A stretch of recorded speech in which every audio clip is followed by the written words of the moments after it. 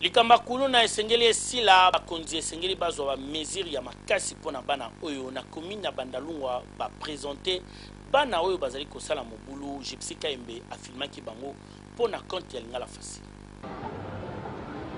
Bana mibali oyo bozali komona oyo bakangi bango awa tozeli na maison communale ya Bandalungwa pote na butu ya semaine passée mvula oyo ebetaki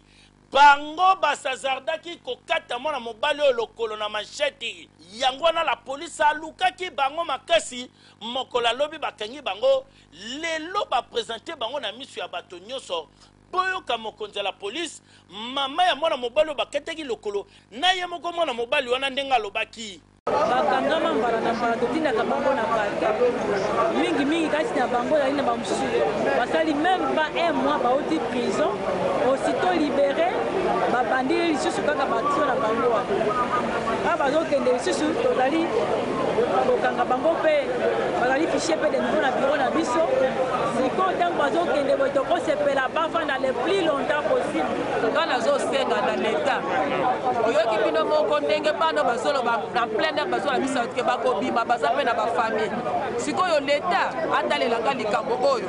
mwana nga azi étudiant atangaka tala sikoyo faso mwana azali badepense boninga nasali mpona lokola mwana sikoyo bazolobaka etando ya mwana ekatani sikoyo leta azolobelanga nini na bato inutile boye lokolo batoni 28 épingle na tando ebouge ezalaki bouge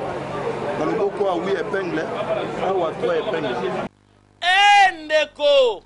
mikolo na Kinshasa makamba kulu na ba jeune balingi yango lisusu te kala ingangu kala technique Lingala Facile esi toloba ndeko luka na ndenge na yo police libota na yo kokata mutu macheti te